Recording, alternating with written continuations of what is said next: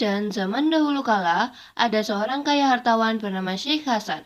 Banyak harta, banyak uang, terkenal ke setiap negeri, merupakan orang terkaya. Bertempat tinggal di negeri Baghdad yang terkenal kemana-mana sebagai kota yang paling ramai saat itu. Syekh Hasan sangat bijaksana, mengasihi fakir miskin, menyayangi yang kekurangan, menasihati yang berpikiran sempit, mengajarkan ilmu yang baik walaupun harus mengeluarkan biaya berupa pakaian atau uang.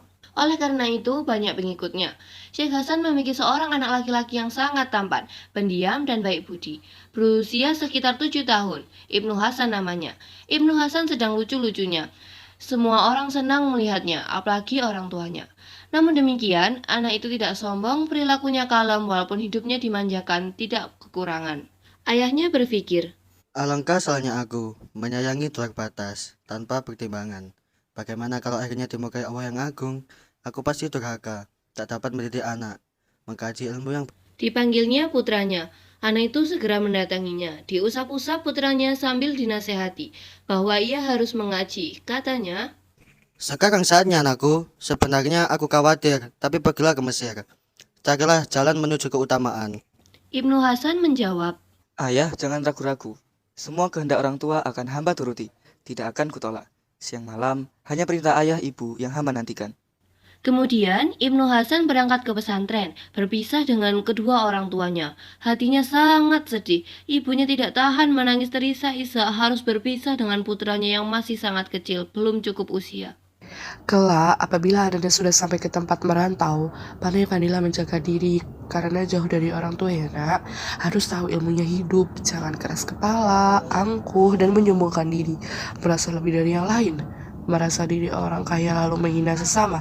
Kalau begitu, perbuatanmu hidup tidak akan senang karena dimusuhi semua orang. Tidak akan ada yang mau menolong. Kalau celaka tidak akan diperhatikan. Berada di rantau orang kalau judes akan mendapatkan kesusahan. Hati-hatilah menjaga diri. Jangan menganggap enteng semua segala hal. Ibnu Hasan menjawab dengan takzim. Apa yang ibu katakan akan selalu kuingat dan kucatat dalam hati.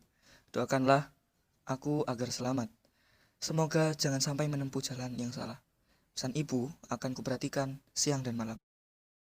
Singkat cerita, Ibnu Hasan sudah berangkat dikawal dua pengasuhnya sejak kecil, Mairin dan Mairun.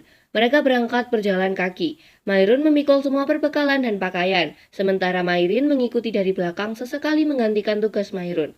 Perasaan sedih, prihatin, kehujanan, kepanasan, selama perjalanan yang memakan waktu berhari-hari, namun akhirnya sampai juga di pusat kota negara Mesir. Dengan selamat berkat doa ayah dan ibunda.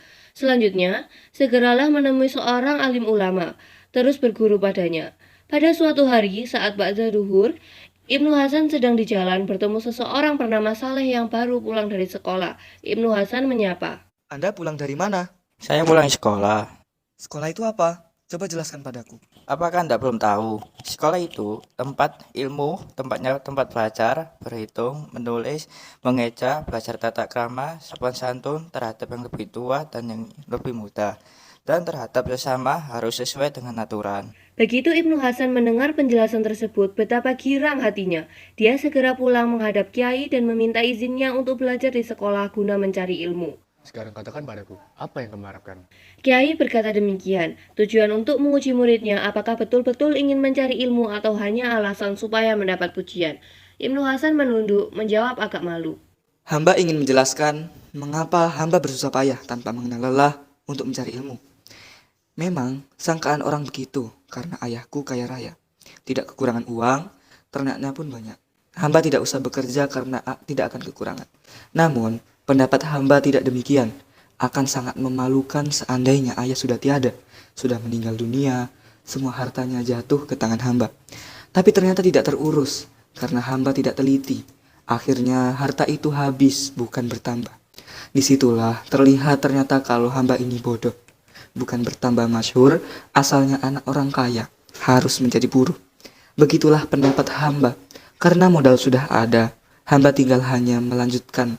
Pangkat anak pun begitu pula, walaupun tidak melebihi orang tua, paling tidak harus sama dengan orang tua, dan tidak akan memalukan apalagi lebih miskin, ibaratnya anak seorang patih. Maka yakinlah Kiai itu akan baik muridnya.